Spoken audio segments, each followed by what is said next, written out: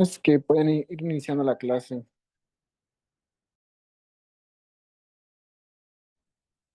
Ok, gracias Julio, gracias Jairo.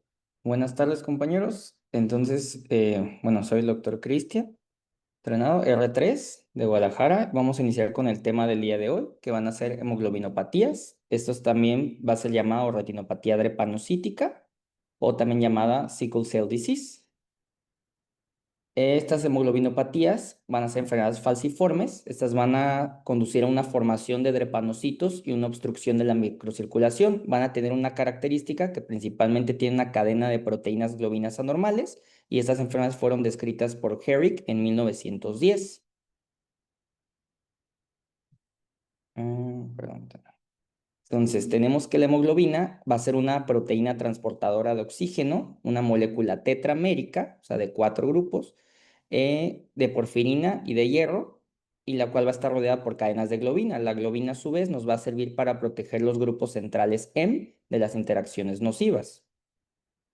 Estas van a ser de trastorno hereditario, van a ser mutaciones en los genes que van a codificar las subunidades de globina. Estas van a generar aberraciones estructurales específicas, o sea, llamadas hemoglobinopatías, o una reducción en la síntesis de los polipéptidos de las globinas normales, que se le pueden llamar talasemia, o puede haber también una beta-talasemia, que esta va a ser una disminución de la producción de la subunidad beta-globina, y si se presentan junto con la hemoglobina S, es cuando se le llama beta-talasemia falciforme. Estas van a ser de varios tipos. Tenemos si es de la hemoglobina CC o también llamada enfermedad homocigota C, la SS, enfermedad de anemia falciforme, la SC, enfermedad falciforme o hemoglobina C, la AS de rasgo falciforme o la AC de la hemoglobina C nada más.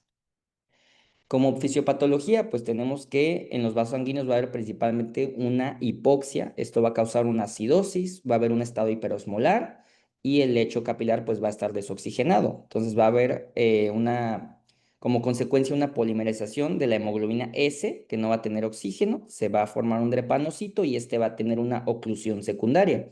También vamos a tener un defecto en el transporte del potasio, una deshidratación de las células, contracción del volumen celular, una elevación de la concentración y pues que va a haber una hemoglobina S intracelular. Entonces va a haber un daño en la membrana celular, lo cual nos va a causar que haya una forma distorsionada y elongada de los vasos. Se van a hacer realmente más tortuosos. Como cuadro clínico lo vamos a dividir en dos tipos. Tenemos el no proliferativo y el proliferativo. Del no proliferativo va a haber en la vasculatura conjuntival, aquí va a haber segmentos vasculares anómalos, principalmente en la conjuntiva vulvar inferior. Estos van a tener forma de coma, como pueden observar en la primera imagen de arriba a la izquierda. Vamos a tener también atrofia del iris. Este va a estar asociado a una neovascularización del estroma, lo que nos puede llevar a una necrosis isquémica sectorial. También va a haber hemorragia en parche de salmón. Esto va a ser un secuestro de hemorragia redondo, ovalado, localizado en el espacio preretiniano o en la retina superficial. Este va a medir entre un diámetro de disco o más, puede ser. Va a tener los límites bien definidos y es una lesión plana o en forma de cúpula. Y también tenemos manchas iridiscentes. Estas van a ocurrir posteriormente a la hemorragia, va a ser una indentación o depresión que se va a representar como adelgazamiento de la retina interna y esta va a ocurrir en 33% de los pacientes con hemoglobina SC o enfermedad falciforme. Y también tenemos un estallido solar negro, también llamado Black Sunburst, como tenemos en esta imagen. Este es un parche negro plano, puede ser redondo también o ovalado. Este va a medir más o menos de 0,5 diámetros de disco a 2 diámetros de disco. Va a haber una migración intrarretiniana del EPR hiperplásico como consecuencia de la sangre que va a estar entre el EPR y la retina neurosensocial. O sea, se va a acumular pigmento en el espacio pigmentario de la retina, en el epitelio, perdón, y este va a ocurrir en el 41% de los pacientes con hemoglobina SC. También tenemos que va a haber vasculatura retiniana, que como comentamos principalmente la característica es que va a haber una tortuosidad vascular, que esta va a ser generada por una derivación arteriovenosa periférica, puede haber desaparición, perdón, capilar perifoveal, que va a haber hilos de plata arteriolar, puede haber una oclusión de la arteria central de la retina u oclusiones de otro tipo de arterias retinianas. También en la mácula nosotros vamos a encontrar aumento del tamaño de la zona avascular foveal con una desaparición capilar perifoveal, Puede haber también adelgazamiento de la retina interna, que eso lo vamos a ver como una depresión en la mácula, le llamamos el signo de depresión macular. Esto puede estar a veces asociado o no a una disminución en la agudeza visual de los pacientes. Puede haber también microaneurismas, las arteriolas van a estar dilatadas, puede haber infartos en la capa de fibras nerviosas, y esto también se va a presentar más en los pacientes con hemoglobina SS. Tenemos también oclusiones coroideas, que estas se van a deber a una consecuencia de la oclusión en la arteria ciliar posterior. Están asociados a una neovascularización. Podemos también observar hipertrofia del EPR o pigmento y atrofia de la retina externa. Y tenemos como anomalías en la superficie de contacto vitreo-retiniana. Aquí va a haber un reblanquecimiento retiniano periférico que se va a parecer a las lesiones que observamos como blancos sin presión. Estas pueden medir de 2 diámetros de disco a 3 diámetros de disco. Estas se van a encontrar principalmente en la periferia media o en la extrema periferia. Y estas van a estar presentes en el 93% de los pacientes. También vamos a tener cambios vasculares en la cabeza del nervio óptico. Estos cambios menciona la literatura que pueden ser transitorios. Van a ser vasos capilares oscuros, dilatados, que van a mostrar una oclusión en la fluorangiografía. Y puede también haber neovascularización en la papila. Tenemos también betas angioides, que estas se van a presentar en el 1 a 2% de los pacientes, que estas van a ser bandas subretinianas de color rojo oscuro o también marrón. Pueden ser también un contorno irregular, o sea, no van a ser normales, vasos normales. Estos van a ser discontinuidades vasculares o que también se rompa la membrana de Bruch. Pueden o no tener aquí neovascularización, pero son más comunes en pacientes con hemoglobina SS. Pasando al proliferativo, aquí pues de alguna manera ya es más complicado porque ya vamos a tener hemorragias. Aquí van a haber frondas neovasculares en forma de abanico de mar que predispone a hemorragia vítrea. Puede haber también proliferaciones fibrovasculares que van a causar tracción, desprendimiento de retina traccional a su vez o recmatógeno. Y tenemos la escala de Goldberg, que esta los va a dividir de estadio 1 hasta estadio 5. Vamos a ver cada estadio, perdón. En el estadio 1 va a haber aquí una oclusión de la arteriola periférica, lo que nos va a dar unos microémbolos en los capilares y en las arteriolas. También va a haber una falta de presión retiniana periférica, lo que va a causar una vasoclusión. O sea, entonces los tiempos del tránsito arteriovenoso van a ser más largos, va a haber disminución del flujo y un número mayor de las bifurcaciones ocluides va a haber hilos de plata. Entonces aquí va a haber o sea, se va a impedir el flujo y lo que va a volver el segmento arteriolar de un color rojo oscuro cianótico.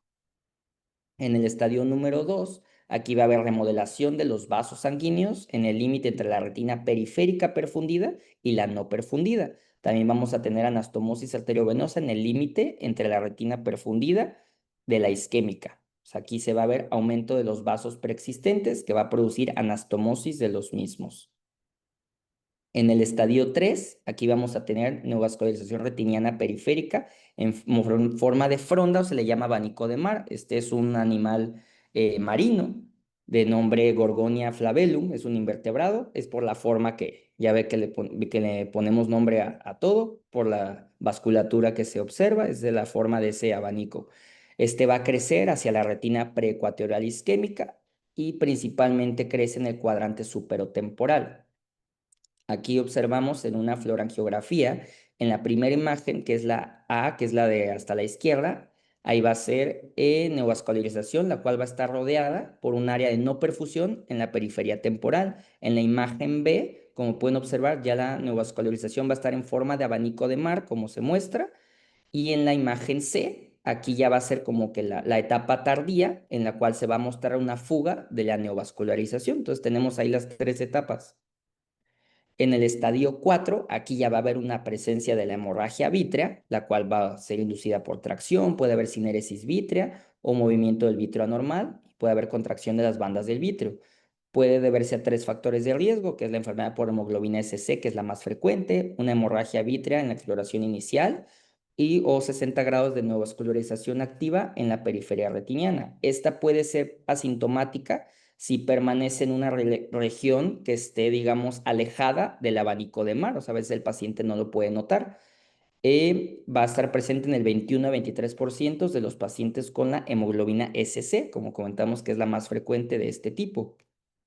El estadio quinto Aquí ya como complicación de la hemorragia vítrea ya va a haber presencia de un desprendimiento de retina traccional o regmatógeno, va a haber bandas vítreas y membranas contráctiles como secuencia de una hemorragia vítrea ya crónica o roturas retinianas. Aquí tenemos varias imágenes de los diferentes estadios desde el 1 hasta el 5. En la 1 podemos ver en la imagen de hasta arriba a la izquierda, ahí va a haber una oclusión de las arteriolas, perdón, que se van a observar en la periferia. En la imagen de estadio 2, aquí vamos a tener anastomosis arteriovenosa periférica, como pueden ver en las flechas amarillas, en la fluorangiografía. En el estadio 3, que es una imagen de fondo de ojo, aquí va a haber una neovascularización periférica y en la de inferior es una fluorangiografía en la cual también se observa la neovascularización. En el estadio 4, ahí ya se ve en la fotografía de fondo de ojo superior, se va a observar ya una hemorragia vítrea, no se observa de correcta manera, pues por la hemorragia, y en la imagen de abajo, en la fluorangiografía, pues de igual manera no se observa muy bien por la hemorragia ya preexistente. En la imagen de hasta arriba a la derecha, que ya es el estadio 5, aquí ya va a haber presencia de un desprendimiento de retina traccional en la periferia inferior y en la fluorangiografía pues también se observa. Tenemos varios diagnósticos diferenciales de la neovascularización retiniana. Puede ser también oclusión de la vena central de la retina o de las ramas, leucemia mieloide crónica, un desprendimiento de retina, retinopatía diabética. Puede haber también enfermedad de Ills, que es un tema que también veremos. Hay pues varios diagnósticos diferenciales. Como tratamiento de estas hemoglobinopatías existen pues varios. Va a haber estos dependiendo si es una enfermedad proliferativa bilateral o si hay una hemorragia espontánea porque tiene una alta probabilidad de que el paciente esté sangrando de manera frecuente, sobre todo en los estadios 3 o en casos de ojo único podemos nosotros dar una fotocoagulación de los vasos nutricios. Aquí mencionan que el tamaño del láser debe ser de spot de 500 micras, una duración de 0.2 segundos y una potencia de 500 miliwatts. Puede ser también una fotocoagulación dispersa, que este es el más usado, ya que tiene una menor tasa de complicaciones. Aquí se debe de aplicar de un diámetro de disco anterior y posterior al abanico de mar y debe de extenderse de una zona horaria a cada lado del abanico, también del mismo tamaño y duración. Puede hacerse también una crioterapia, menciona la literatura que tiene una tasa de éxito del 70%, o también una vitriólisis con Jagen-D en pacientes que tengan una tracción vítrea moderada. Y aquí tenemos, bueno, agregué unos ejemplos de unos pacientes. Aquí tenemos un masculino de 58 años, que se le diagnosticó con enfermedad de células falciformes por una hemoglobina SS. Podemos observar en el OCT que hay un adelgazamiento en las áreas en la imagen de arriba a la izquierda, por así decirlo, en las áreas de color azul oscuro en el mapa de grosor. Y en la imagen inferior se ve adelgazamiento de esas capas. Y en la fluorangiografía nosotros vamos a observar que hay una pérdida capilar periférica en la periferia temporal de este paciente. Otro ejemplo tenemos, este es un masculino de 67 años que se le diagnosticó con anemia falciforme por hemoglobina SC en el momento de su consulta y se le dio un tratamiento con láser postdispersión. En la imagen A podemos ver ahí presencia de múltiples lesiones neovasculares en forma de abanico de mar. Y en la imagen B tenemos ya nosotros ya al paciente posterior a 4 meses desde el tratamiento. Aquí los abanicos de mar ya se muestran de alguna manera disminuyendo las fugas, pero y no se observan áreas de nueva vascularización. También puede ser tratamiento de una vitrectomía vía pars plana. Esta sobre todo en hemorragias vítreas nuevas se va a dar el seguimiento del paciente desde los siguientes 6 meses con exploración de ultrasonido mes con mes para descartar que haya un desprendimiento de retina. Si ya tiene una hemorragia vítrea mayor a 6 meses, aquí ya no va a ser posible el láser o la crioterapia, entonces se opta por esta vitrectomía. Se menciona que debemos de evitar utilizar los gases expansibles intraoculares, también está contraindicado utilizar adrenalina y manitol, y mencionan que podemos también vacunar a los pacientes contra neumococo y desde los 2 años de edad y dar un refuerzo cada 5 años. También mencionan dar hidroxiurea, pueden usarse transfusiones sanguíneas o un trasplante de médula ósea. Entonces hay múltiples tratamientos, pues dependiendo de cada estadio. Y bueno, eso sería todo. No sé si tengan preguntas, comentarios. Hola, ¿me escuchan? Sí, doctora. Ok. Bueno, este tema, la verdad, no es que lo veamos muy frecuente, pero sí es bueno saber de ello, porque hay pacientes que puedan presentar estas alteraciones con su hemoglobina y por ende tener alteraciones a nivel retiniano. Entonces, como bien dijiste tú, obviamente van a haber alteraciones visuales relacionadas con la hemoglobina. No es en todos los pacientes, ¿verdad? Sino que por eso es muy Ujú. importante la epidemiología. Creo que sí la mencionaste, ¿verdad?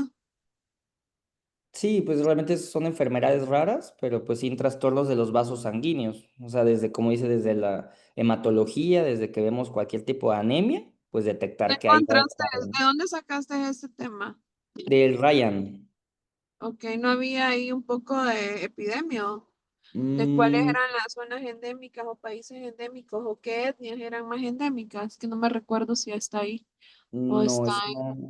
no, no, Sí, pero sí. doctora, justo, perdón que interrumpa, pero había leído que la epidemiología, ese salió de un artículo, venía que era en ¿Quién habla? África, el Caribe, Mediterráneo, América Central y del Sur y Asia del Sur, doctora. Jairo, estás hablando tú, ¿verdad? Que no te... no. Ah, ¿Quién sí, está, aquí está. ¿Mande? quién, quién está hablando ahorita? Jairo. Ok, ajá. Dime, Jairo, Ah, qué leíste? de la prevalencia de las poblaciones, lo que preguntaba, que Ujú. era común en África, en el Caribe, en el Mediterráneo, América Central y del Sur y en Asia del Sur. Entonces, eso es bien importante. O sea, nosotros no vemos pacientes porque muchas veces ni siquiera los mandan al oftalmólogo. Entonces, pero sí es muy importante tener en cuenta todo eso. Por eso te preguntaba si estaba ahí en la bibliografía. Este, quiero ver qué otra cosa es importante. Pues prácticamente es una alteración del glóbulo rojo, ¿ah? Que va a estar deformado y esto va a tener diferentes tipos de lesiones. Pueden haber hemorragias retinianas, puede haber neovasos, como tú bien lo mencionaste al final, y pueden también haber oclusiones vasculares, ¿verdad? Ujú. Porque todo va a haber alteración a nivel del glóbulo rojo, que va a tener una forma diferente. Entonces, eso es importante tenerlo en cuenta. Como bien lo dije, la etnia también. Y pues tratamientos, es bien similar como todo en retina, ¿verdad? Entonces, Sí. o sea, en retina, pues el tratamiento siempre va a ser lo mismo. No cambia, lo único importante es identificar qué es cada alteración, ¿verdad? Como lo digo, yo hasta el momento, le soy sincera, nunca he visto un paciente que tenga una alteración a nivel de sus glóbulos rojos y que esté siendo tratado por retina. Hasta el momento yo no lo he visto. Puede ser que en hospitales nacionales sí estén viendo porque están en conjunto con hemato-onco y todo eso, pero por lo menos yo, si no, no sé si alguno de ustedes en las periféricas ha tenido algún paciente con alteraciones. Estoy hablando periféricas, México, Perú. Entonces, no sé si alguno ha conocido algún paciente con este tipo de alteración. Hasta ahorita no, la verdad. Ok, si alguno llega a tener conocimiento de alguno de estos pacientes, reporten el caso porque no es muy común. Entonces, sí sería bueno que lo tengan en cuenta. Ok, bueno, pasamos entonces a la clase de la doctora Carolina Larco, que no sé si está conectada porque su cámara nunca estuvo encendida. Sí, estoy loca. Yo comparto pantalla. Ok. La cámara, recuérdate, Carolina, que tiene que estar encendida, si no se te toma como falta. Y no es primera vez que lo digo.